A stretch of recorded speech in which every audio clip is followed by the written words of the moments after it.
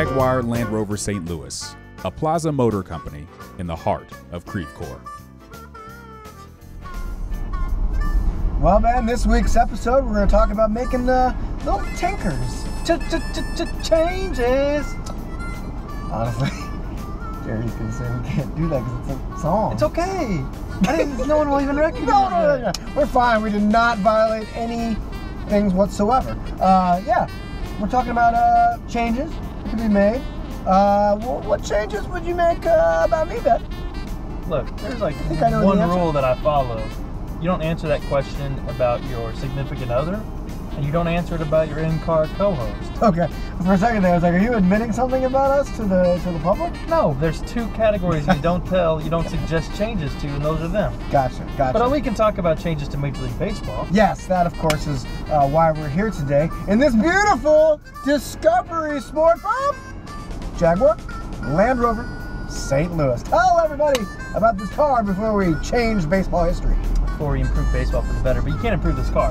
No way. It's got everything you want in an SUV. It's got the style. It's got that classic Rover styling, and it's also compact enough to fit in about any garage. You don't have to worry about going out and upsizing your garage when you park this in it. Oh, by the way, it'll fit your garage. It also has a fit for 7 people. 7 people can fit in this thing. Optional third row. It's got everything you want, and cool, it's also can I say pretty sleek.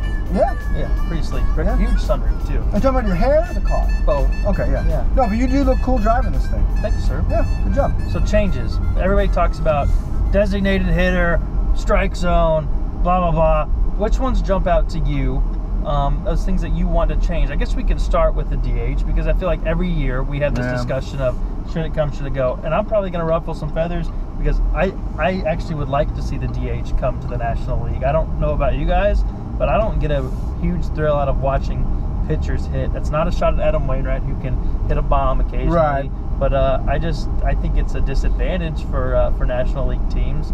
Even when they do meet AL teams and the rules change, they're not used to it. I just don't like watching pitchers hit that much. I wouldn't mind seeing the DH come to the NL. I'll dance around it by simply saying I don't think we're going to have any say in the matter, any sway in the matter as columnists, because I think it's just going to change regardless very soon to the way you want it. I think they will have the DH in the National League in coming seasons. It makes sense for them because what sells? Offense. And it also allows you to utilize some guys that don't have a place. A Luke Voigt and Matt Adams, those guys have a place on the Cardinals if you have a DH role. So so maybe we can't fight about that one, but I got another one that really gets on my nerves. And I heard our old buddy St. Louis native Max Scherzer talking about this lately. Oh, Maxie. And he made a great point. And then soon after he said it, I watched the Cubs win a game because of it in this pennant race that they're in with the Cardinals. Okay. And it made me want to say, this is something that should be looked at. And I don't know why it came to be. I need to do some history research, but why is it that a batter, who goes up there, gets himself in a 2-strike count, and decides to swing at a strike 3 that is such a bad pitch that the catcher can't catch it, then gets to run to first base and get on safely? I saw that it happened to the Cubs. They got 2 guys on, so it should have been 2 outs in an extra inning game that they went on to win against the Blue Jays that I was watching not too long ago. Yep. And I just go, how does that work? So the pitcher is punished because he got a guy to bite on a bad pitch, and the catcher, maybe he had a chance to catch it, maybe he didn't, but he's punished because the guy decides to swing at it? Interesting. It makes no sense. Because one thing, baseball has evolved. Pitches have evolved, and they're nastier than ever. Right. And when they started that rule, I don't think they anticipated sliders and curveballs the way we see it today.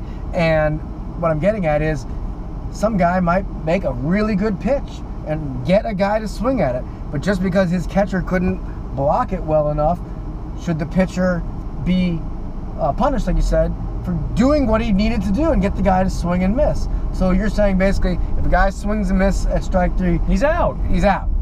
Yeah, it doesn't matter the ball. And if the ball goes behind the catch and the base runners want to run, so be it. The only thing cool about that is there's old stories about how Sandy Koufax used to have innings with 4 strikeouts because it counts as a strikeout. Okay, that's fair. That is pretty cool. I didn't think about that. Yeah. All right, so what about the strike zone? Because I've heard a lot of calls about the need for a robotic strike zone, because we've got some home plate umpires who are A, not very good at their job, and B, almost proud to be bad at their job. It seems like they're annoying. People want to watch the game. They don't want to watch the umpires. What do you think? Yeah. Well, I think a lot of people have, of course, talked about robot umpires instead of these humans. I wonder if there's some sort of compromise. And I haven't really thought it all the way through, Ben, but I mean, I'll throw this out at you. The idea of like, why can't the umpire at home plate have some sort of device in his hand, or even just a hand signal?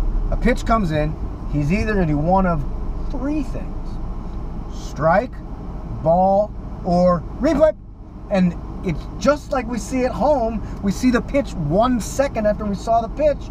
He gets to see the pitch, or she gets to see the pitch again and be like, man, it's a strike, you're out. It's going to take 4 seconds maybe.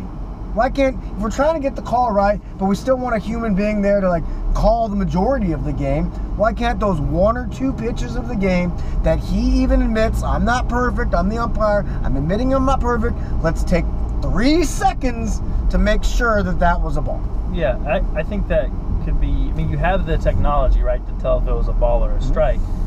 The problem is if you're going to review the ones that he thinks he might have got wrong, what about the ones that he doesn't review that he did get wrong?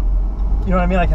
Like, who is allowed to determine what should be reviewed or not? Well, the idea that he's still in command. Right. And he's just simply saying, I think I need a little help here. Yeah. Whereas he didn't need a little help on the one he got wrong. Yeah, I don't know, man. I'm old school in the sense that I like the human umpires. And the reason I like the human umpires is because if you take those guys out and you're only going to an electronic strike zone, then you are taking power away from the catcher. You know, so much of a catcher's value. If you ask Yadier Molina's pitchers how he influences games by bending the strike zone, by stretching it, by framing pitches that are outside the zone and making them look like strikes. Yeah. That's a skill, and that's something that has to be developed. You're taking some power away from catchers if you do that. That's a good point, Ben. All right, so if we could just eliminate the whole drop third. Yeah, that we can agree on. Okay. I'll call Rob Manfred. When he's in the car, we'll get it to sorted out. Oh yeah, he's supposed to come on a upcoming 2 bets? Any day now, as people said. And then I called him back to reconfirm and said, who is this again?